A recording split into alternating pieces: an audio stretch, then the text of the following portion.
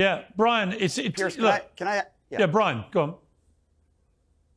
I was just going to say, why is it that so many MAGA Republicans like Jack seem to struggle with what freedom of speech actually is? If I want to go on a public sidewalk, which I never would, and say I hate white people or I hate black people, I would never do that.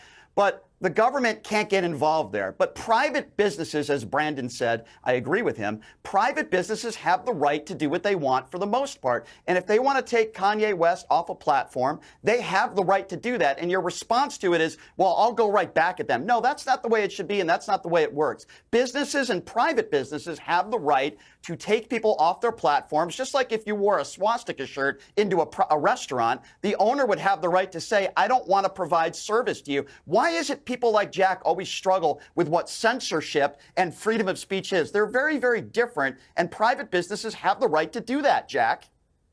I love that it's the liberal who's speaking up on behalf of big business. I'm Won't not a someone liberal. please think of the billionaires? I'm not a Won't someone liberal. please think of the corporations? Who's going to help the corporations? These MAGA Republicans just won't consider their interest. Jack, look, what I'm talking can I about just correct here Jack? is the idea of a Bill of Rights online.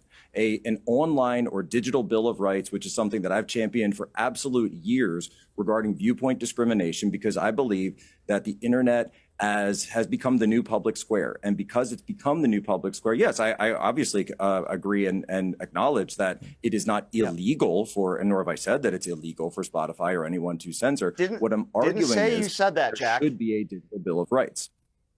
Okay, so Jack, let me just correct you. First of all, just because somebody disagrees with you doesn't mean they're a liberal. I'm a registered independent who did not vote for Barack Obama, and I did not vote for Hillary Clinton. So you guys, every time somebody disagrees with you, you want to lay. I'm anti-Trump. I'm anti-Trump, but I did not vote for Hillary, and I'm a registered independent. Piers, this is my issue with people like Jack. When they disagree with him, he automatically goes to, oh, you're a liberal. By the way, Jack is the guy that blocked me on Twitter for doing the same stuff that I'm doing on this show. I didn't swear at him. I didn't threaten him. He's the guy who wants to talk about censorship, but yet he blocks people on Twitter who disagree with him. Jack, I'm a registered independent. I disagree with you. Your go-to point is always to attack people for being far lefties or liberals. Freedom of speech is very different than a private business taking somebody off their platform, whether you like it or not. That opinion has... Freedom of speech is not, you're conflating things now. Freedom of speech is different than just the First Amendment. No, I'm not. The First Amendment is constitutional law in the Bill of Rights. Freedom of speech is an ideal of the Enlightenment. So if we're going to take that ideal and enshrine it in law, as the founders intended to in the First Amendment, then the question is, how should that be applied throughout society? And do we have a new type of society now where freedom of speech extends beyond just Congress?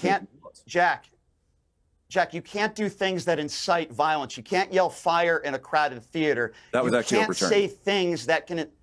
Okay, you can't say things that can incite violence, and if you do that, that could be against the law, and you could be liable for that. All for right, example,